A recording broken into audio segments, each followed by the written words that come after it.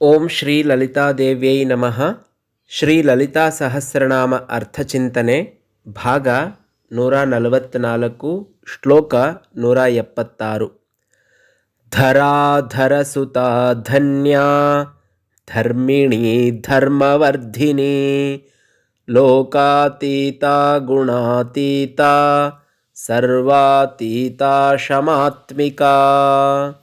ಶ್ಲೋಕದ ಮೊದಲನೆಯ ನಾಮ ಧರಾ.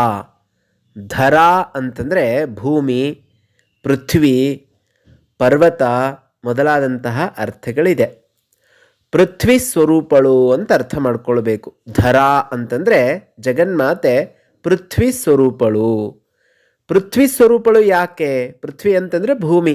ಭೂಮಿ ಸ್ವರೂಪಳು ಯಾಕೆ ಅಂತಂದರೆ ಸರ್ವ ಜಗತ್ತನ್ನು ಧರಿಸುವಂತಹ ಶಕ್ತಿ ಜಗನ್ಮಾತೆಯಲ್ಲಿ ಇದೆ ಅಂತ ಅರ್ಥ ಮಾಡ್ಕೊಳ್ಳೋದಕ್ಕೆ. ಹೇಗೆ ಅಂತಂದರೆ ಭೂಮಿಯ ಮೇಲೆ ಎಷ್ಟಾದರೂ ಭಾರವನ್ನು ಹಾಕಿ ಸಹಿಸಿಕೊಳ್ಳುತ್ತೆ. ಹಾಗೆ ಜಗನ್ಮಾತೆ ಜಗತ್ತಿನ ಭಾರವನ್ನು ಸಹಿಸಿಕೊಳ್ಳುವವಳು. ಹಾಗಾಗಿ ಜಗನ್ಮಾತೆ ಹೆಸರು ಧರಾ. ಧರಸುತ. ಇಲ್ಲಿ ಧರ ಅನ್ನುವಂತಹ ಶಬ್ದದ ಅರ್ಥ ಪರ್ವತ ಅಂತ ಅರ್ಥ. ಸುತ ಅಂತಂದರೆ ಮಗಳು. ಪರ್ವತರಾಜನ ಮಗಳು ಧರಸುತ. ಹಿಂದೆ ಕಥೆಯನ್ನು ನಾವು ನೋಡ್ತಾ ಬಂದಿದ್ದೀವಿ. ದಕ್ಷ ಪ್ರಜಾಪತಿಯ ಮಗಳಾದಂತಹ ದಾಕ್ಷಾಯಿಣಿ ದಕ್ಷ ಯಜ್ಞದಲ್ಲಿ ದೇಹತ್ಯಾಗ ಮಾಡಿದ ಮೇಲೆ ಪರ್ವತರಾಜನ ಮಗಳಾಗಿ ಹುಟ್ಟಿದ್ದಳು, ಹಿಮವಂತನ ಮಗಳಾಗಿ ಹುಟ್ಟಿದಳು. ಹಾಗಾಗಿ ಜಗನ್ಮಾತೆ ಹೆಸರು ಧರಸುತ. ಧನ್ಯ. ಧನ್ಯ ಅಂತಂದರೆ ಧನ್ಯಳು. ಸಾಮಾನ್ಯವಾಗಿ ಈ ಶಬ್ದವನ್ನು ಉಪಯೋಗಿಸ್ತೀವಿ ನಾವು. ಧನ್ಯರು, ನೀವು ಧನ್ಯರು ಅಂತ. ಧನ್ಯ ಅಂತಂದರೆ ಕೃತಕೃತ್ಯ ಭಾವ. ಮಾಡಬೇಕಾದಂತಹ ಕರ್ಮವನ್ನು ಮಾಡಿದ್ದರಿಂದ ಉಂಟಾಗುವಂತಹ ಆನಂದಕ್ಕೆ ಧನ್ಯ ಅಂತ ಕರೀತಾರೆ. ಹಾಗಾಗಿ ಜಗನ್ಮಾತೆ ಮಾಡಬೇಕಾದ ಕರ್ತವ್ಯ ಕರ್ಮಗಳನ್ನು ಮಾಡಿ ಮುಗಿಸಿದವಳು. ಹಾಗಾಗಿ ಅವಳು ಧನ್ಯಳು.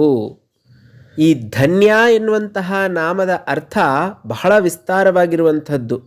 ಸರಳವಾಗಿ ಧನ್ಯ ಅಂತಂದರೆ ಮಾಡಬೇಕಾದ ಕರ್ಮಗಳನ್ನು ಮಾಡಿ ಅನುಭವಿಸಿದ ಆನಂದವನ್ನು ಉಳ್ಳವಳು ಅಂತ ಅರ್ಥ. ಮುಂದಿನ ನಾಮ ಧರ್ಮಿಣಿ. ಧರ್ಮಶೀಲಳು, ಆನಂದದ ಅನುಭವವನ್ನು ಹೊಂದಿದವಳು, ನಿತ್ಯತ್ವ ಮೊದಲಾದಂತಹ ಧರ್ಮಗಳಿಗೆ ವಿಶೇಷಳಾಗಿರುವವಳು, ಧರ್ಮ ಸ್ವರೂಪದಲ್ಲಿ ಇರುವವಳು, ಧರ್ಮಶೀಲಳಾದವಳು. ಎಲ್ಲ ಅರ್ಥಗಳು ಧರ್ಮಿಣಿ ಎನ್ನುವಂತಹ ನಾಮಕ್ಕೆ. ಧರ್ಮವರ್ಧಿನಿ. ಧರ್ಮವನ್ನು ವೃದ್ಧಿಗೊಳಿಸುವವಳು.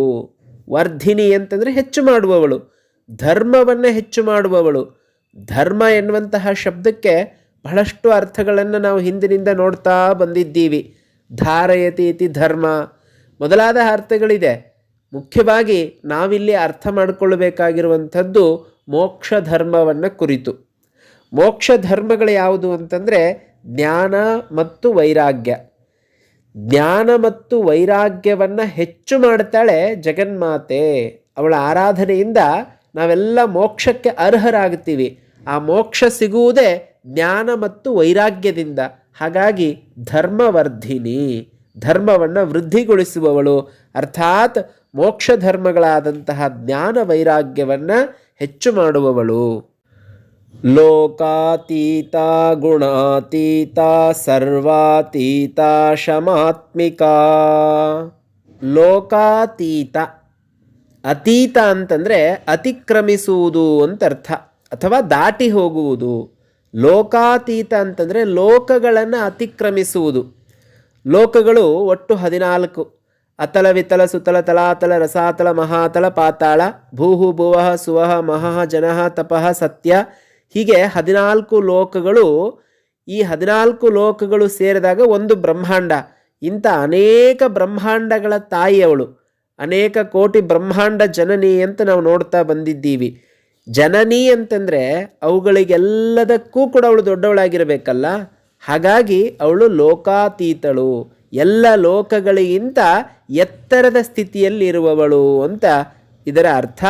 ಇದರ ವಿಶೇಷವಾದಂತಹ ಅರ್ಥದಲ್ಲಿ ಕುಂಡಲಿನಿ ಜಾಗೃತಿ ಆದರೆ, ನಮ್ಮ ದೇಹದಲ್ಲಿ ಕುಂಡಲಿನಿ ಶಕ್ತಿ ಜಾಗೃತವಾದಾಗ ಅಲ್ಲಿಂದ ಒಂದೊಂದು ಹಂತ ಹಂತವಾಗಿ ಕುಂಡಲಿನಿ ಜಾಗೃತವಾಗ್ತಾ ಆಗ್ತಾ ಆಗ್ತಾ ಸಹಸ್ರಾರ ಚಕ್ರಕ್ಕೆ ಬಂದಾಗ ಸಹಸ್ರಾರ ಚಕ್ರದಲ್ಲಿ ತಾಯಿಯ ದರ್ಶನವಾಗುತ್ತೆ.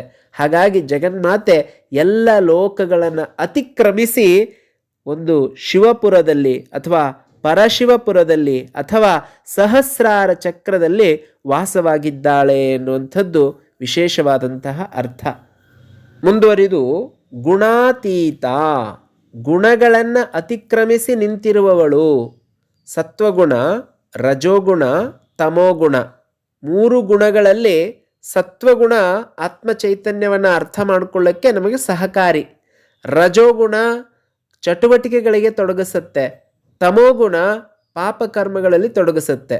ಆದರೆ ಜಗನ್ಮಾತೆ ಈ ಮೂರೂ ಗುಣಗಳನ್ನು ಮೀರಿ ನಿಂತವಳು. ಹಾಗಾಗಿ ಅವಳನ್ನು ಗುಣಾತೀತ ಅಂತ ಕರೀಲಾಗತ್ತೆ. ಹೀಗೆ ಜಗನ್ಮಾತೆ ಎಲ್ಲವನ್ನ ಮೀರಿ ನಿಂತವಳು, ಗುಣಾತೀತಳು, ಲೋಕಾತೀತಳು ಅಂತ ಹೇಳ್ತಾ ಹೇಳ್ತಾ ಮುಂದೆ ಒಂದೇ ನಾಮದಲ್ಲಿ ಎಲ್ಲವನ್ನ ಹೇಳ್ಬಿಡ್ತಾರೆ. ಸರ್ವಾತೀತ, ಸರ್ವವನ್ನ ಅತಿಕ್ರಮಿಸಿ ನಿಂತಿರುವವಳು. ಜ್ಞಾನಾರ್ಣವ ತಂತ್ರದಲ್ಲಿ ಒಂದು ಶ್ಲೋಕ ಇದೆ. ಶಬ್ದಾತೀತಂ ಪರಂ ಬ್ರಹ್ಮ ಗಣನಾರಹಿತಂ ಸದಾ ಆತ್ಮಸ್ವರೂಪಂ ಜಾನೀಹಿ ಅಂತ.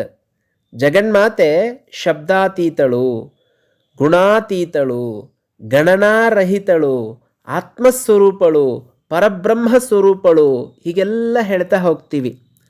ಎಲ್ಲವನ್ನ ಅತಿಕ್ರಮಿಸಿ ನಿಂತಹ ಜಗನ್ಮಾತೆಯನ್ನು ಅರ್ಥ ಮಾಡ್ಕೊಳ್ಳೋದಕ್ಕೆ ಮತ್ತೆ ನಮಗೆ ಮನಸ್ಸೇ ಬೇಕಾಗತ್ತೆ. ಇಲ್ಲ ಅಂತಂದರೆ ಅವಳ ಅರ್ಥ ಆಗೋದಿಲ್ಲ. ಎಂತಹ ಮನಸ್ಸು ಬೇಕು ಅಂತಂದರೆ ಶುದ್ಧವಾದಂತಹ ಮನಸ್ಸು ಬೇಕಷ್ಟೆ. ಲೌಕಿಕ ವಿಷಯಾಸಕ್ತಿಗಳಿಂದ ತುಂಬಿದ ಮನಸ್ಸಿಗೆ ಜಗನ್ಮಾತೆಯ ನಿಜ ಸಾಕ್ಷಾತ್ಕಾರ ಆಗೋದಿಲ್ಲ. ಶುದ್ಧವಾದಂತಹ ಮನಸ್ಸಿನಿಂದ ಜಗನ್ಮಾತೆಯನ್ನು ಕಾಣಬಹುದು ಅನ್ನುವಂಥದ್ದನ್ನು ನಾವಿಲ್ಲಿ ಅರ್ಥ ಮಾಡಿಕೊಳ್ಬೇಕು. ಕೊನೆಯದಾಗಿ ಶಮಾತ್ಮಿಕಾ, ಶಮಸ್ವರೂಪಳು. ಶಮ ಅಂತಂದರೆ ಪ್ರಪಂಚೋಪಶಮ ಅಂತ ಅರ್ಥ.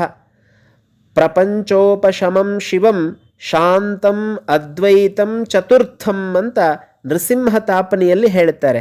ಅರ್ಥಾತ್ ಸುಖಸ್ವರೂಪಳು. ಶಮಾತ್ಮಿಕ ಅಂತಂದರೆ ಆನಂದ ಸ್ವರೂಪಳು, ಮೋಕ್ಷ ಸ್ವರೂಪಳು, ಸುಖ ಸ್ವರೂಪಳು ಅಂತ ಅರ್ಥ. ಜಗನ್ಮಾತೆಯ ಈ ನಾಮಗಳನ್ನು ಮತ್ತೆ ಮತ್ತೆ ಉಚ್ಚರಿಸುವ ಮೂಲಕ, ಅವುಗಳನ್ನು ಅನುಸಂಧಾನ ಮಾಡುವ ಮೂಲಕ ನಾವು ಕೂಡ ಅಂತಹ ಸುಖವನ್ನು ಪಡಿಬಹುದು ಅಂತ ಹೇಳ್ತಾ ನಾಳೆ ದಿವಸ ಮುಂದಿನ ಶ್ಲೋಕದ ಅರ್ಥ ಚಿಂತನೆಯನ್ನು ಮುಂದುವರಿಸೋಣ. ಧನ್ಯವಾದಗಳು.